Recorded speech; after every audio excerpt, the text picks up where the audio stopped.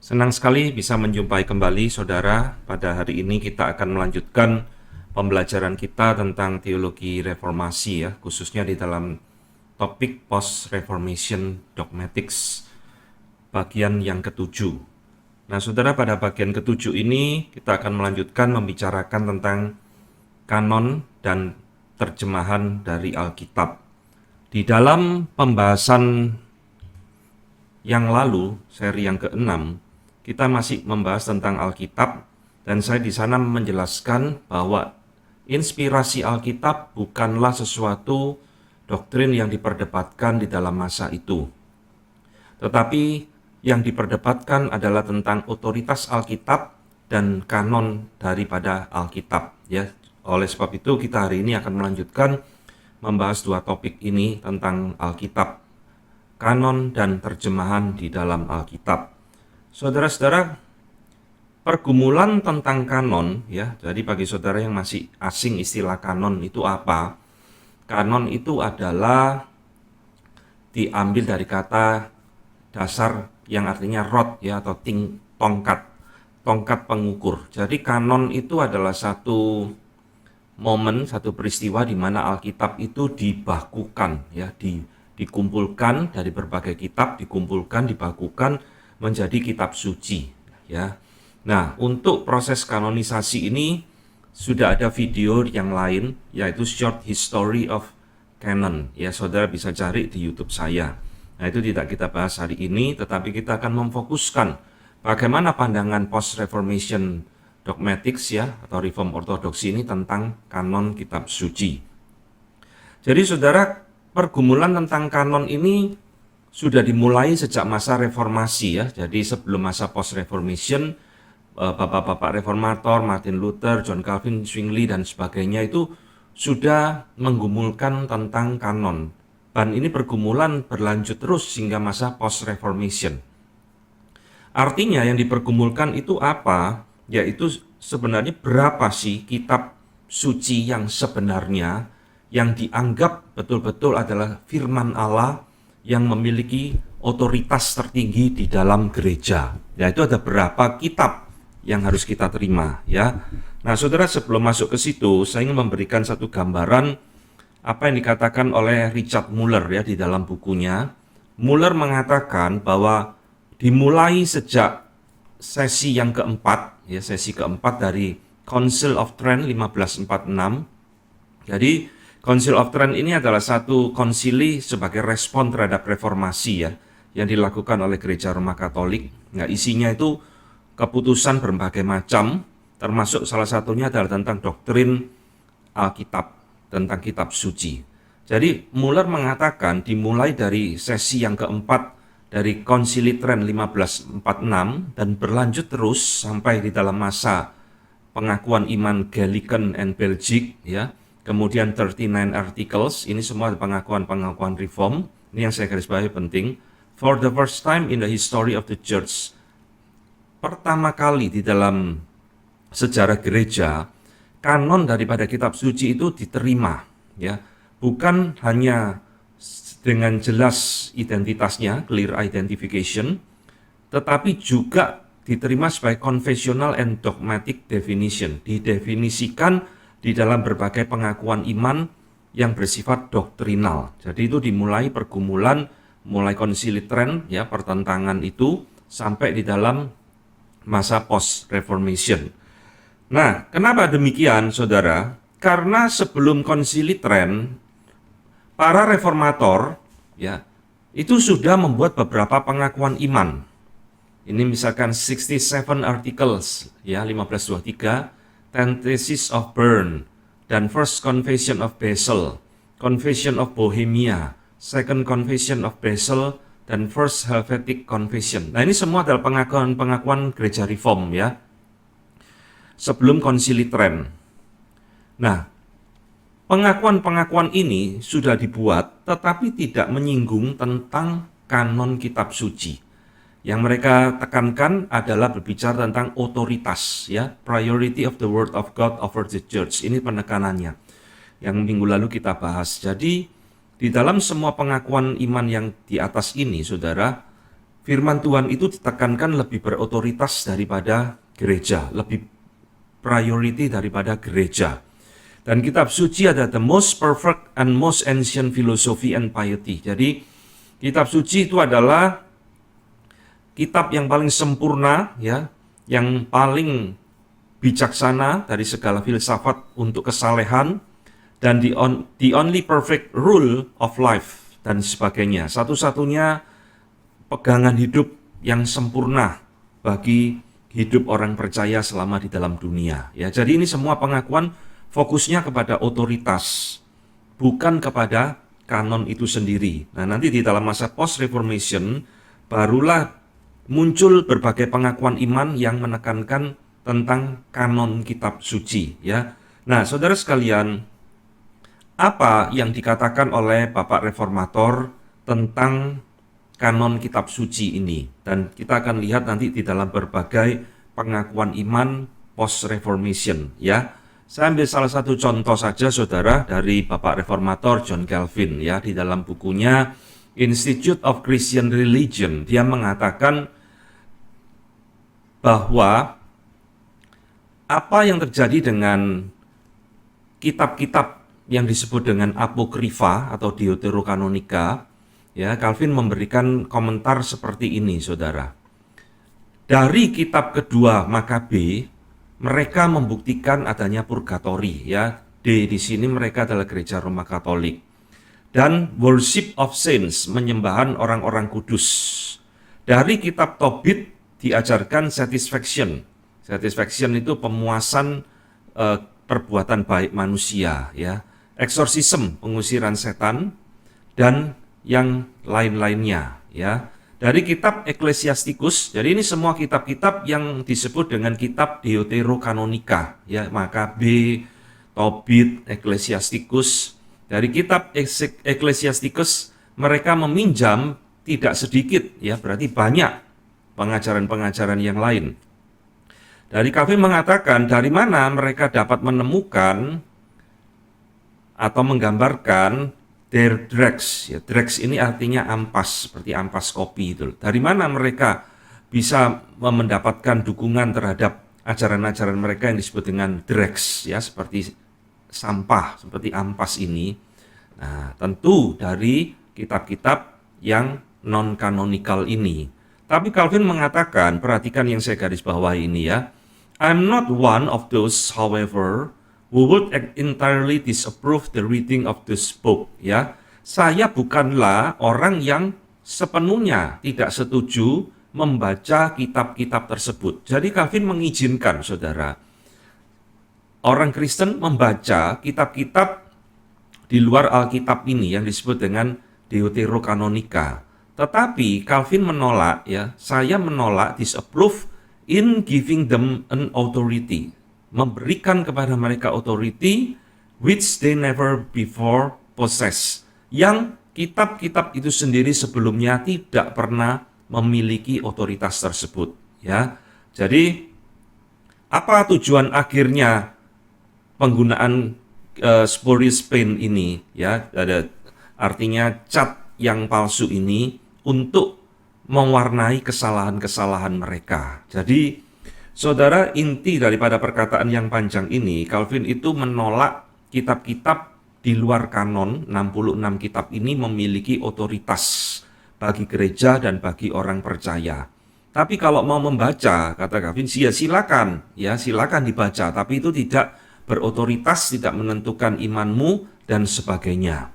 Dan justru ini dipakai oleh gereja Roma Katolik menurut Calvin, coloring their errors, ya, mewarnai kesalahan mereka. Jadi praktek-praktek yang sekarang kita lihat yang berbeda dengan gereja Protestan itu diambil semua dari kitab Deuterokanonika ini. Nah, sekarang bagaimana pengakuan iman Reform melihat kanon kitab suci ini, ya? Saya akan berikan beberapa, saudara. Yang pertama adalah Gallican Confession, ya, 1539. Mengatakan kita tahu buku-buku yang bersifat canonical, yaitu 66 kitab yang ada di Alkitab kita sekarang, ya. Dan menjadi certain rule of our faith, menjadi satu pegangan aturan bagi iman kita, ya. Nah, not so much by the universal agreement and consent of the church as by the testimony and the inward persuasion of the Holy Spirit. Jadi, kitab-kitab ini not so much by universal agreement, ya, tidak terlalu banyak disetujui oleh secara universal, karena memang menimbulkan pertentangan kan kanon ini. Yang dimana sebenarnya ini kita terima melalui inward persuasion of the Holy Spirit yang pelajaran sebelumnya saya sudah ajarkan, ya. Kesaksian Roh Kudus secara internal dalam hati orang percaya. Yang memampukan kita untuk membedakan, nah ini saudara, dari other churchly book on which, ya, dari buku-buku lain yang ada di dalam gereja, ya, di mana seberapa bergunanya mereka, we are not able to found a single article of faith. Kita tidak menemukan satupun pengajaran iman yang benar di dalamnya. Jadi ini maksudnya adalah membandingkan kitab-kitab kanon dengan kitab-kitab non-canonical yang beredar pada waktu itu. Ya, jadi Gallican Confession mengakui adanya kitab-kitab lain di luar kanon, tetapi dikatakan kita tidak pernah menemukan a single article of faith, ya, satu pengajaran iman yang benar di dalamnya. Kemudian Second Helvetic Confession 1562 mengatakan kita tidak menyangkali bahwa beberapa buku dari Perjanjian Lama ditulis oleh orang-orang zaman dulu, ya, ancient author, disebut apokrifal. Kita tidak menyangkali adanya buku-buku ini.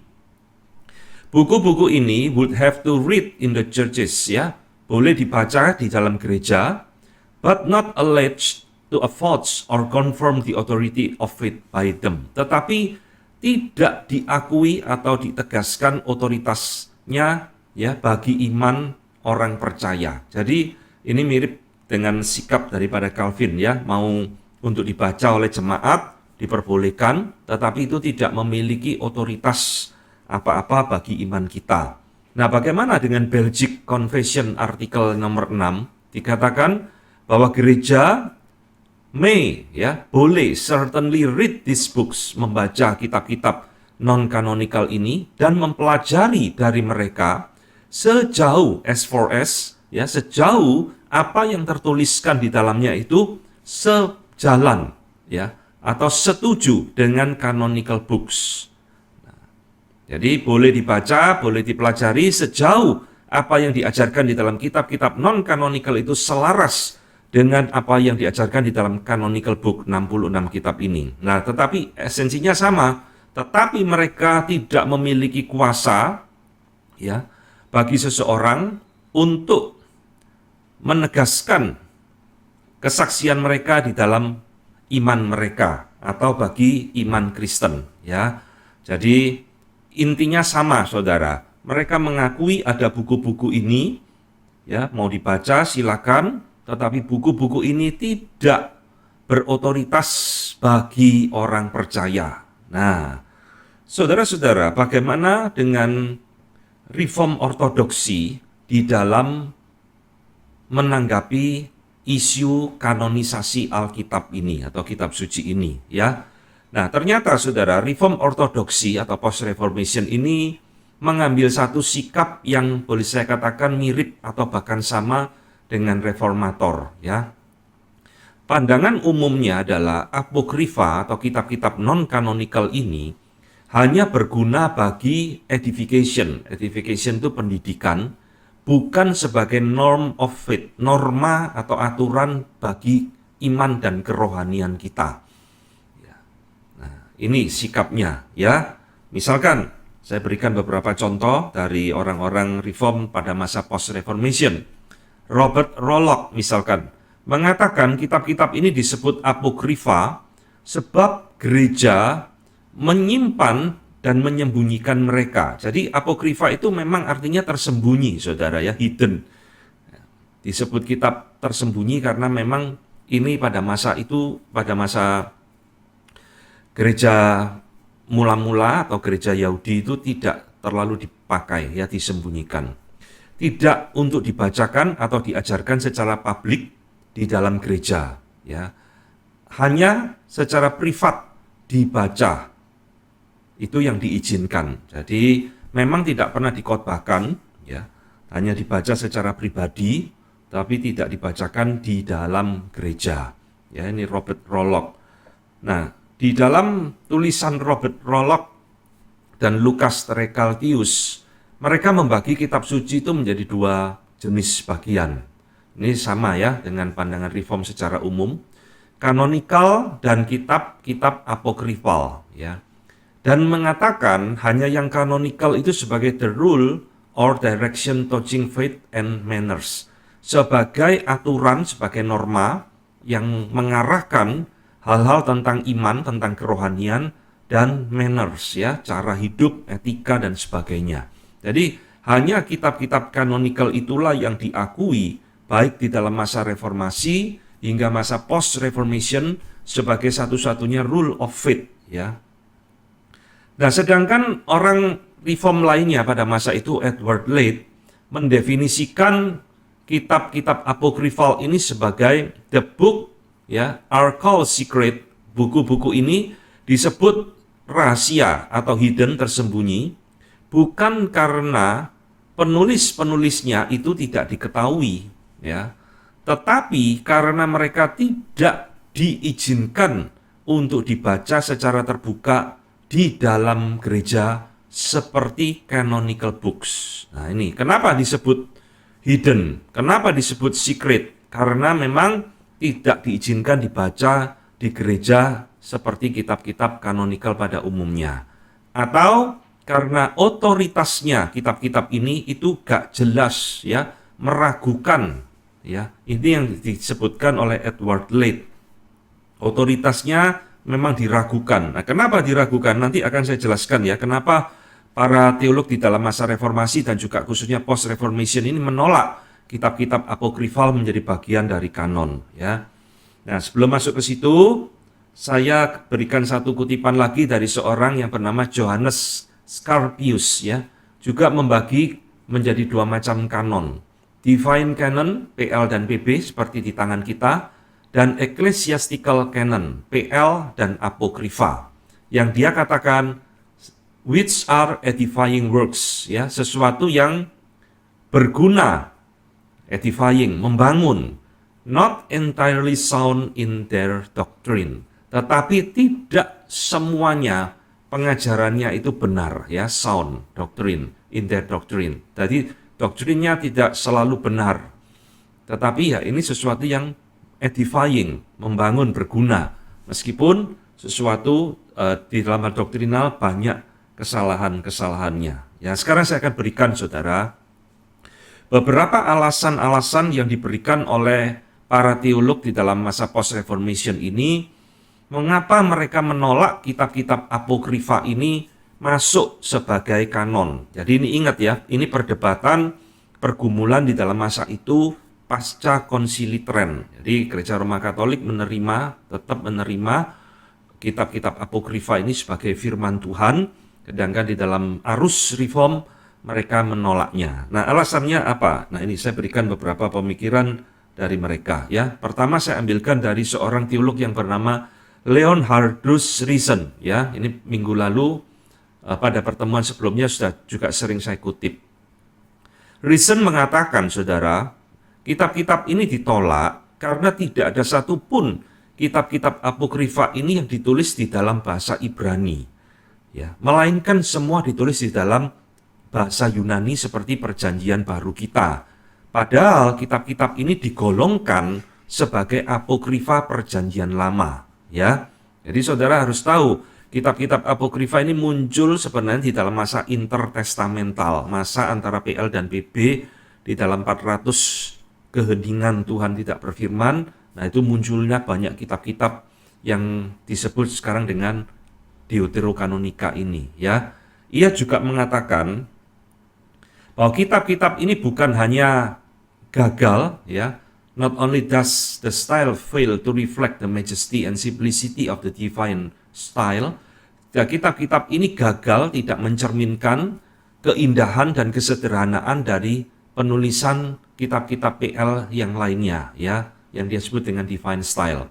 Tetapi kitab-kitab ini berbau, ya, smell, berbau kelemahan-kelemahan dan kecacatan-kecacatan, ya, defect, infirmities of human imagination, kelemahan-kelemahan dan kecacatan dari imajinasi manusia, dari kesia-siaan, vanity, flattery ini seperti orang merayu itu, ya, orang kata-katanya berlebihan, curiosity, affectation of wisdom, dan sebagainya, ya, which occur not infrequently in them, yang terjadi bukan sedikit di dalam tulisan-tulisan ini. Jadi menurut Ritson, kitab-kitab ini tuh banyak kelemahan dari gaya penulisan manusia, penuh imajinasi manusia dan sebagainya. Yang saya garis bawahi, banyak hal ditemukan di dalam kitab ini adalah frivolous, ya,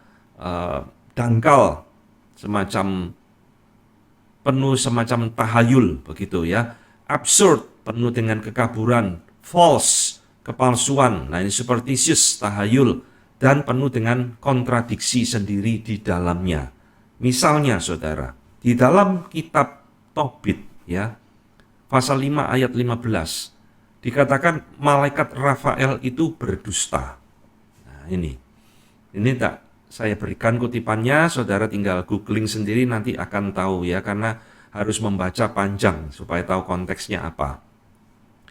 Jadi Rafael ini kan menghampiri Tobit, ya, nyamar jadi manusia gitu, kira-kira seperti itu, ya. Lalu mengajari berdusta. Malaikat Rafael berdusta. Kemudian yang lain di dalam pasal 6 kitab Tobit yang sama, Rafael mengajarkan iblis dapat diusir, mengajarkan kepada Tobit, ya, iblis dapat diusir, yaitu exorcism, dengan hati dan jantung ikan yang dibakar. Nah, ya, ini kan sesuatu yang tidak pernah muncul di dalam kitab kanon kita, ya, 66 kitab. Tidak ada Tuhan Yesus mengusir iblis itu pakai cara membakar hati dan jantungnya ikan, atau para rasul mengusir iblis dengan cara seperti ini, pakai ritual-ritual. Tidak ada, semuanya dalam nama Yesus keluar, ya. Nah ini sesuatu yang muncul di dalam kitab Tobit. Nah yang lainnya saudara, di dalam kitab Yudit juga ditemukan sesuatu pengajaran yang agak aneh, ya, bahwa Yudit ini seorang perempuan pahlawan yang melawan penjajahan pada masa itu, ya. Dia melakukan segala cara untuk menang. Salah satunya adalah dengan berbohong. Di dalam Yudit pasal ke-11, ya.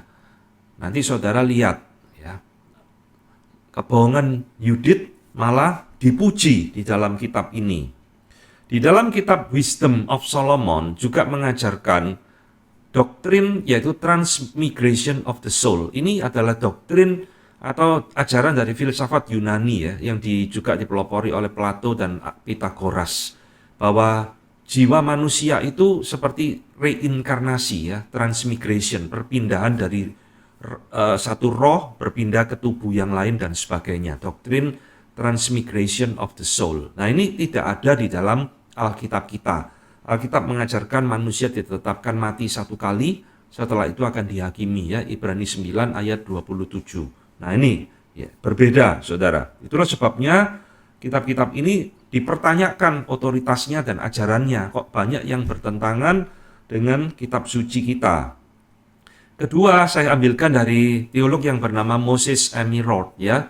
Nah, Emirod mengatakan kitab apokrifa ini tidak pernah dikutip oleh Tuhan Yesus, juga tidak pernah dikutip oleh para rasul, juga tidak pernah dikutip oleh bapak-bapak gereja, dan tidak mengandung suatu kebenaran yang esensial bagi keselamatan. Nah ini menarik saudara.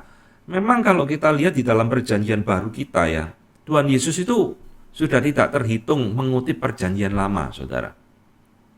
Apalagi para rasul juga tidak terhitung sering mengutip perjanjian lama, ya, penulis-penulis Alkitab perjanjian baru, termasuk bapak-bapak gereja. Tapi anehnya, baik Tuhan Yesus, para rasul, dan bapak-bapak gereja tidak pernah mengutip kitab-kitab yang ada di dalam Deuterokanonika ini. Padahal kitab itu sudah ada ya. Jadi kitab apokrifa ini itu sudah ada pada masa Tuhan Yesus hidup, karena dia muncul pada masa intertestamental sebelum Yesus lahir, sudah ada itu. Tapi nggak pernah dikutip oleh para penulis Perjanjian Baru ya. Satu ayat pun nggak pernah dikutip. Artinya saudara, orang Yahudi ini sendiri menolak kitab ini. Nah, ini yang dikatakan oleh Edward Lead ya. Orang Yahudi sendiri ternyata menolak kitab-kitab ini, saudara. Kanon Perjanjian Lama, orang Yahudi ya, Perjanjian Lama itu persis seperti Alkitab kita, 39 kitab.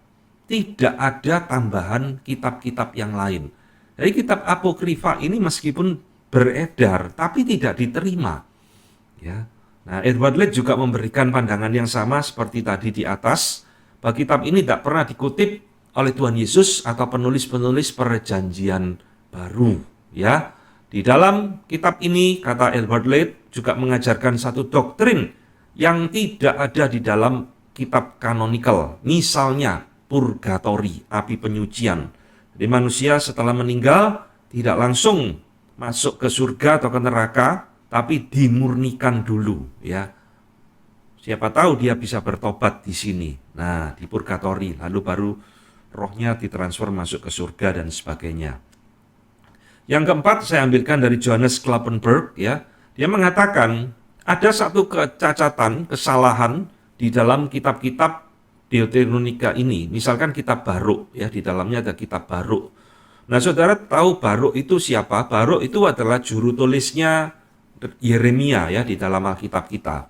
Nah, kitab Baruk di kitab Alkitab kita itu tidak ada namanya, judulnya kitab Baruk, tetapi di dalam kitab Deuterokanonika Apokrifa itu ada kitab Baruk ya. Di dalam kitab Baruk dikatakan ya, kitab ini ditulis dari Babel. Padahal di dalam Yeremia 40, karena saudara baca sendiri, Baruk ini bukan di Babel, saudara. Dia ikut ngungsi ke Mesir bersama Yeremia. Ya, jadi ada kesalahan catatan histori di dalam kitab Baruk ini. Ya. Oke. Yang lainnya, Johannes Kloppenberg menyoroti satu kasus di dalam kitab 1 Makabe. Jadi di dalam kitab ini beberapa kali terjadi peristiwa bunuh diri, ya. Tapi anehnya justru dipuji, saudara. Orang bunuh diri itu dibenarkan, ya, dipuji-puji. Nah, di dalam kitab ini juga ada berdoa bagi pengampunan dosa orang yang sudah mati, yaitu di dalam kitab 2 Makabe 12. Yang ini juga akhirnya jadi dasarnya purgatori itu di sini ya, 2 Makabe 12. Tidak saya kutipkan, nanti saudara kalau mau tahu ya silakan cari sendiri. Tetapi inilah praktek-praktek yang tidak ada di dalam gereja reformasi, gereja protestan, karena memang tidak ada di dalam kitab kanonikal ya. Jadi kalau saudara tahu, loh, kenapa orang kok percaya purgatori? Ya dari sini dasarnya. Kenapa orang kok berdoa kepada orang mati? Ya dari sini dasarnya. Ya tidak ada di dalam Alkitab kita. Yang kelima saya kutipkan dari pemikiran William Whittaker ya. William Whittaker mengatakan, bapak-bapak gereja menolak kitab apokrifa, khususnya Jerome ya. Bapak gereja Jerome menilai kitab ini less than canonical, kurang bersifat canonical ya. Jadi saudara memang ya, bapak-bapak gereja ini terpecah menjadi dua bagian. Sebagian menerima, sebagian menolak. Yang menerima itu salah satunya Agustinus. Agustinus menerima, saudara. Tetapi Jerome menolak, ya. Nah, ini memang perbedaan pandangan bapak-bapak gereja tentang kitab-kitab apokrifa ini. Jadi William Whittaker memberikan kesimpulan dari seorang yang bernama Pierre Dumoulin, ya. Dikatakan seperti ini. Mereka, ya, kitab-kitab ini tidak bisa menjadi ground on or confirm any article of faith. Kitab-kitab ini tidak bisa menjadi dasar atau menegaskan iman kita, ya, bahwa pengajaran mereka untuk dipercayai must itself be confirmed, harus ditegaskan sendiri dari ayat-ayat di dalam normatif canon, yaitu 66 kitab kita ini, ya. Sekali lagi, semua para teolog di dalam masa post reformation ini memiliki pandangan yang sama bahwa kitab-kitab non-canonical ini tidak bisa jadi dasar iman, tidak bisa menjadi dasar pengajaran di dalam gereja, ya. Nah, saudara, ini yang dikatakan di dalam doktrin perfectio integralis of the canon. Jadi hanya Alkitab kita, canon yang dikanonkan 66 kitab ini yang memiliki integritas yang sempurna di dalamnya. Artinya Gereja Reformasi, Post-Reformation juga menolak kitab-kitab non-canonical ini sebagai kitab suci.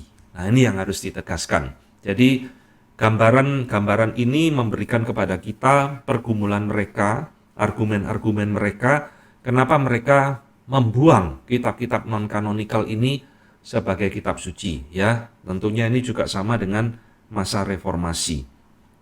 Nah, saya akan memberikan kesimpulan dari analisa Richard Muller, ya, di dalam bukunya yang saya pakai sebagai referensi di dalam seri Post-Reformation ini. Pertama, Muller mengatakan Reform ortodoksi berpegang pada perbedaan archetypal and ectypal theology, teologi arketipal dan teologi ektipal. Nah, dua istilah ini sudah saya ajarkan di dalam pertemuan pertama atau kedua, ya. Jadi Reform mengenal dua macam teologi, arketipal, yaitu teologi pada diri Allah sendiri, dan ektipal, yaitu teologi yang dibuat oleh manusia.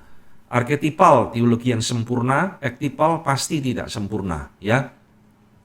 Jadi dengan perbedaan dua macam teologi ini, para Reform ortodoksi menjelaskan kitab suci termasuk di dalam hubungan firman Allah yang kekal dan temporal word of God yang ada di dalam kitab suci atau kanon. Jadi, saudara lihat di dalam eternal word of God, firman Allah yang kekal, ya, yaitu bersifat arketipal, dan temporal word of God, firman Allah yang ada di dalam waktu, tempo, yang ada di dalam kitab suci, itu dibedakan, ya. Pasti kesempurnaannya lain, karena banyak hal di dalam temporal word of God di dalam kitab suci kita ini yang tidak menceritakan secara tuntas tentang Allah. Tidak mungkin sempurna membicarakan semua hal tentang Allah, rahasia-rahasia ilahi, itu tidak mungkin, ya. Jadi tetap harus dibedakan. Kedua, kesimpulannya Muller mengatakan pemahaman Reform ortodoksi tentang kitab suci sebagai norma doktrin itu di dalam hal ini remain close in the spirit to the understanding of the reformers, ya. Tetap sama di dalam satu spirit perjuangan yang sama, pemahaman yang sama dengan pendahulu mereka, para reformator, dan juga sesuai dengan pengakuan-pengakuan iman gereja Reform di masa sebelumnya, abad ke-16. Nah, ini. Jadi kalau ditanya apakah para teolog di dalam masa post-reformation ini mengajarkan hal yang baru? Jawabannya tentu tidak. Mereka hanya mengembangkan, mempertajam, memperdalam, ya, dan mempertahankan kanon kitab suci yang sudah diterima oleh pendahulu mereka. Jadi ini saudara secara singkat gambaran tentang kanon kitab suci, ya. Sekarang saya akan masuk di dalam poin yang baru, tema yang baru tentang terjemahan, ya. Kita akan mulai dari autografa, apografa, dan terjemahan, ya. Apa itu autografa, apografa, dan translation? Karena tiga hal ini tidak bisa dilepaskan dari pembicaraan tentang kanon. Oke, ya. Jadi saudara, meskipun Reform ortodoksi ini mengakui otentisitas kitab suci PL dan PB, ya, namun mereka tidak mensyaratkan kepada autografa, cukup kepada apografa. Maksudnya apa, saudara?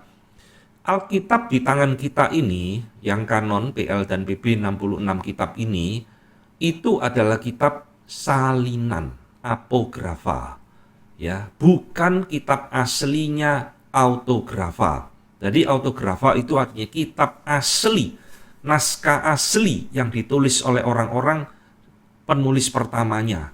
Itu sudah tidak ada, saudara. Semua Alkitab yang ada di tangan kita ini adalah apografa atau salinan, ya.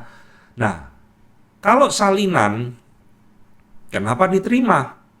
Karena Reform Ortodoksi, ya teologi Reform percaya, meskipun itu surat salinan, tetapi adalah itu bertanggung jawab, bisa dipercaya, ya isinya tidak berubah drastis dari yang aslinya. Maka mereka tidak mensyaratkan kepada autografa. Oh, kalau tidak naskah asli, kita tolak. Enggak, ya. Kita menerima salinan karena itu memang satu proses di dalam sejarah. Misalnya saudara Petrus van Maastricht, ya, seorang teolog reform dari Belanda, mengatakan, "We receive the scripture in this language only." Kita menerima kitab suci hanya di dalam bahasa-bahasa ini saja, yaitu bahasa Ibrani dan Greka, sebagai yang canonical dan otentik, ya. Dan apa yang lebih, not only the autographa, ya, bukan hanya autographa, which for many reasons belonging to the most wise counsel of divine providence were allowed to perish, ya. Jadi autographa ini di dalam rencana hikmat Tuhan yang kekal berdasarkan divine providensinya, Tuhan mengizinkan kitab salinan asli ini perish, hilang saudara, ya, binasa, rusak. Tetapi kita percaya dan menerima apokrypha as well. Kita menerima naskah-naskah salinan ini juga sebagai otoritas. Nah, ini sikap Reform Ortodoksi terhadap naskah salinan. Kita menerimanya, ya, kita tidak mensyaratkan harus autografa baru kita sah, tidak. Nah, saudara, demikian juga dengan pemikiran Reform Ortodoksi secara umum, ya. Semua terjemahan kitab suci tidak dapat disejajarkan dengan bahasa Ibrani dan Yunani. Jadi meskipun ini adalah salinan, ya, tapi para Reform Ortodoksi menganggap salinan-salinan di dalam bahasa Ibrani dan Yunani yang masih mewarisi bahasa aslinya itu tetap lebih baik dibandingkan dengan terjemahan kitab suci di dalam bahasa apapun. Termasuk Septuaginta, LXX, dan Vulgate atau Vulgata. Keduanya ini tidak bisa disejajarkan dengan salinan Ibrani dan Yunani. Jadi Septuaginta ini apa? Septuaginta ini adalah terjemahan Alkitab PL, Perjanjian Lama, kan ditulis dalam bahasa Ibrani. Diterjemahkan, ya, kira-kira 300 tahun sebelum Yesus lahir, itu sudah diterjemahkan ke dalam bahasa Yunani, saudara. Disebut Septuagint, bahasa Inggrisnya.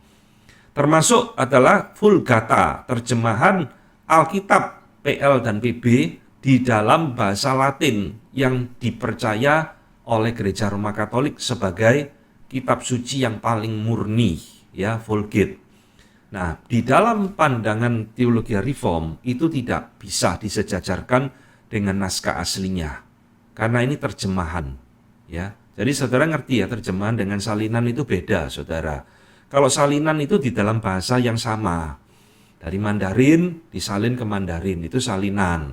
Tapi kalau terjemahan itu sudah terjadi lintas bahasa, dari Mandarin jadi Inggris, dari Inggris jadi Indonesia, dari Ibrani jadi Latin, dari Yunani jadi bahasa Indonesia, itu terjemahan, ya.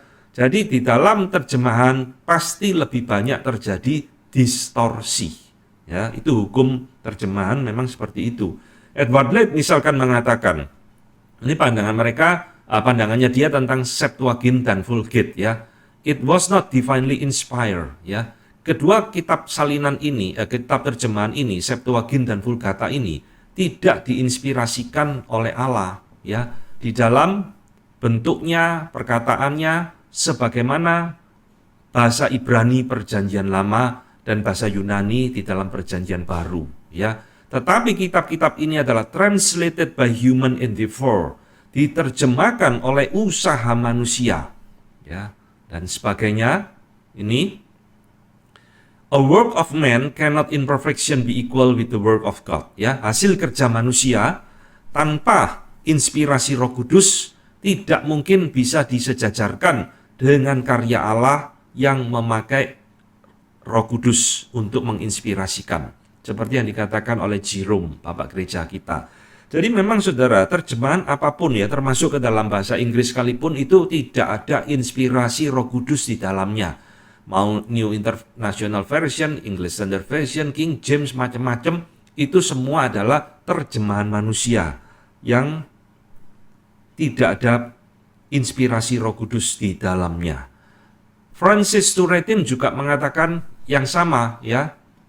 Ini semua adalah post-reformation theologian ya. Mengatakan meskipun kita tidak menyangkali bahwa itu adalah great authority in the church, yet we regard this authority as human, not divine. Jadi meskipun itu adalah Alkitab yang diterjemahkan ya dari bahasa asli Ibrani dan Yunani, memiliki otoritas di dalamnya 66 kitab itu, tetapi otoritas ini adalah bersifat human, bukan divine. Karena what was done by translator was by human effort only. Nah ini saudara, mereka terus menekankan apa yang dilakukan, diterjemahkan oleh para penulis atau penerjemah-penerjemah ini yang cuma manusia, ya, human effort, bukan ditulis lagi oleh nabi atau orang-orang yang dinafaskan oleh Allah melalui direct inspiration, inspirasi daripada Roh Kudus. Jadi saudara harus membedakan autografa dengan apografa dan terjemahan, ya. Saudara sekalian, Francis Turretin juga mengatakan seperti ini. Di dalam pandangan kita bahwa Hebrew, bahasa Ibrani ya dari Perjanjian Lama, dan Greek Yunani dari Perjanjian Baru have always been and still are only authentic version. Jadi salinan di dalam bahasa Ibrani dan salinan di dalam bahasa Yunani itu tetap lebih unggul ya, authentic version ya, sebagai jalan untuk kontroversi of faith and religion, di mana kalau ada perdebatan iman, perbedaan-perbedaan pandangan ya, maka yang dipakai untuk menjadi pengujinya adalah salinan di dalam Ibrani dan Yunani ya. Nah, saudara sekalian, saya akan memberikan kepada kita hari ini ya satu contoh ya, beberapa kesalahan terjemahan di dalam kitab Vulgata yang di dalam bahasa Latin ya. Nah, misalkan ini contoh-contoh yang diberikan oleh Francis Turretin ya.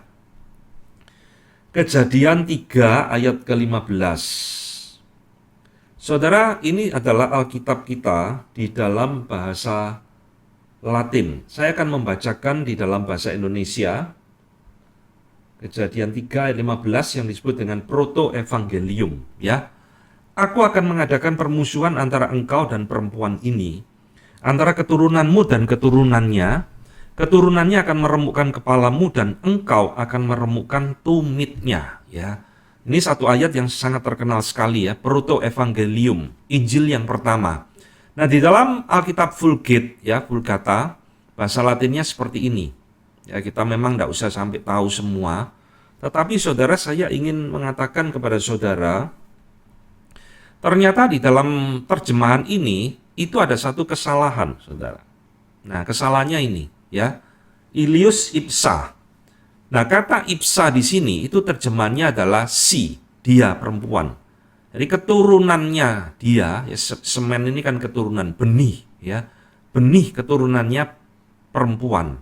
Kalau bahasa Indonesia Alkitab tidak terlalu jelas, tapi Latin sangat jelas sekali, ya, ipsa, si.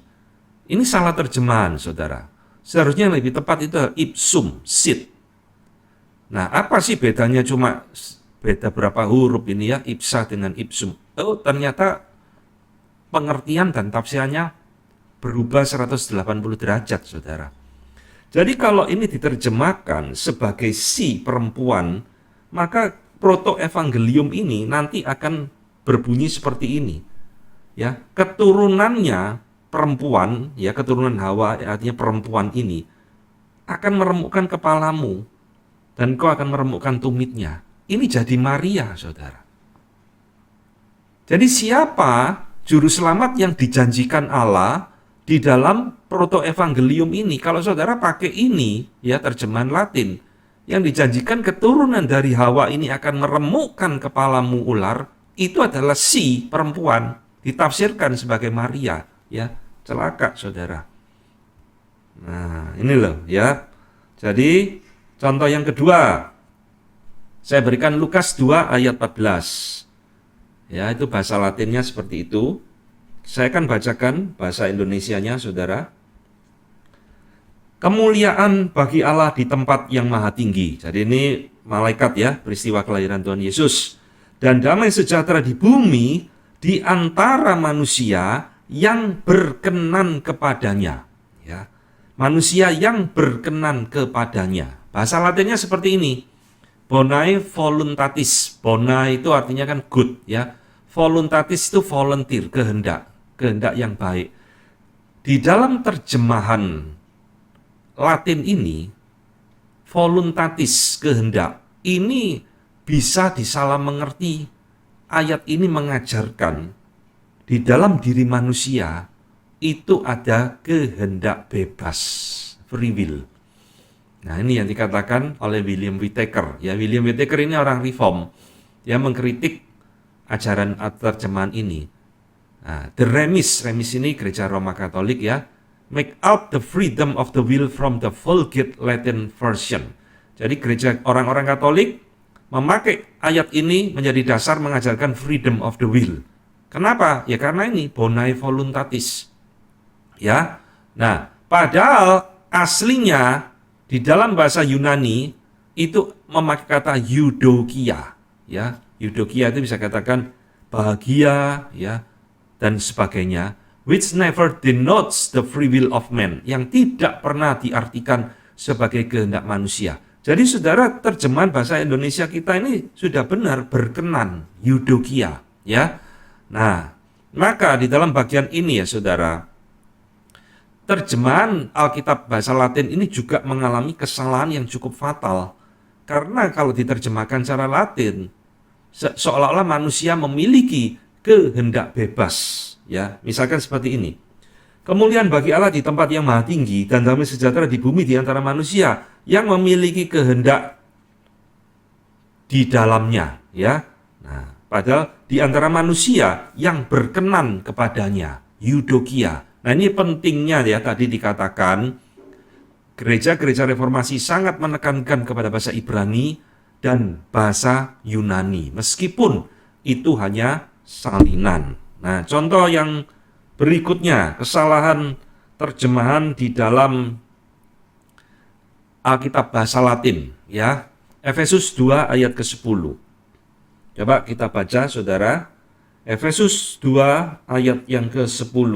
Ya, itu tulisan bahasa Latinnya berbunyi seperti itu. Bahasa Indonesianya, karena kita ini buatan Allah, diciptakan dalam Kristus Yesus untuk melakukan pekerjaan baik yang dipersiapkan Allah sebelumnya. Ia mau supaya kita hidup di dalamnya. Saudara perhatikan, di situ Paulus mengatakan untuk melakukan pekerjaan baik, ya, untuk melakukan pekerjaan baik. Operibus bonis. Operibus itu opera, pekerjaan, bonis, bona, artinya good, ya. Nah, ini saudara yang jadi problem. In operibus bonis. Nah, William Whittaker kembali menyoroti kata in di sini, ini salah lagi. Karena di dalam bahasa Yunaninya memakai kata proposisi epi, ya. Epi ini artinya bukan in, bukan di dalam, tetapi adalah at atau for, bagi atau toward, kepada. Jadi kalau diterjemahkan dalam bahasa Latin, kira-kira bunyinya seperti ini. Karena kita buatan Allah diciptakan dalam Kristus Yesus dalam perbuatan baik atau pekerjaan baik. Dalam perbuatan baik. Jadi mengajarkan kita ini bisa berbuat baik, saudara. Di dalam diri manusia itu masih ada perbuatan baik yang bisa kita lakukan untuk Allah. Padahal aslinya mesti for, ya. Alkitab bahasa Indonesia sudah benar, untuk melakukan pekerjaan baik. Kita ini diselamatkan, ya, diciptakan ulang dalam Kristus Yesus, kata Paulus, untuk melakukan pekerjaan baik. Dan perbuatan baik kita itu adalah buah, hasil dari pertobatan kita, bukan untuk memperoleh keselamatan. Nah, ini fatal ini, ya. Nah, ini ya. Contoh berikutnya, saya berikan kesalahan terakhir, saudara, ini juga cukup fatal. Efesus 5 ayat 32. Efesus 5 ayat 32 berbunyi seperti ini. Rahasia ini besar, tetapi yang aku maksudkan ialah hubungan Kristus dan jemaat. Jadi Paulus berbicara tentang suami dan istri, ya. Hai suami-suami, kasihilah istrimu, hai istri, hormati suamimu, dan seterusnya. Lalu Paulus memberikan kesimpulan di dalam sebuah analogi. Rahasia ini besar, tetapi yang aku maksudkan ialah dari semua ini hubungan Kristus dan jemaat. Jadi hubungan Kristus dan jemaat itu dianalogikan seperti hubungan suami dan istri, ya. Nah, bahasa Latinnya seperti ini, sacramentum hoc magnum, ya. Magnum itu kan besar. Terjemahan ini salah fatal, saudara. Karena Jerome menerjemahkan Vulgata ini salah menerjemahkan jadi sacramentum. Nah, ini seharusnya bahasa aslinya adalah mysterion. Alkitab bahasa Indonesia kita dan bahasa Inggris sudah benar. Rahasia ini benar. Nah, diterjemahkan jadi sakramentum. Sakramen ini besar, ya, seperti Kristus dan sebagainya. Nah, mungkin kan ayat inilah maka pernikahan itu jadi sebuah sakramen di dalam Gereja Roma Katolik. 7 sakramen, ya. Salah satunya pernikahan. Kita tidak menganggap pernikahan itu sakramen karena memang tidak ada perintahnya seperti itu. Nah, ini, ya. Jadi saudara sekalian, ini adalah materi kita pada hari ini. Saya sudah menjelaskan tentang bagaimana post-reformation theologian itu memahami kanon, kitab-kitab apa saja yang masuk sebagai kitab suci, dan juga bagaimana mereka berespon terhadap terjemahan-terjemahan Alkitab yang ada pada masa itu, khususnya di dalam bahasa Latin, ya. Nah, saya harap materi kita pada hari ini boleh membukakan dan membekali kita lebih mengerti pokok-pokok pemikiran di dalam teologi reform, khususnya dalam masa post-reformation, ya. Nanti pada pertemuan berikutnya kita masih akan melanjutkan membahas tentang kitab suci, dan kita akan belajar bagaimana prinsip-prinsip post-reformation mentafsirkan Alkitab. Ya, kiranya materi hari ini boleh jadi berkat bagi kita semua. Tuhan memberkati.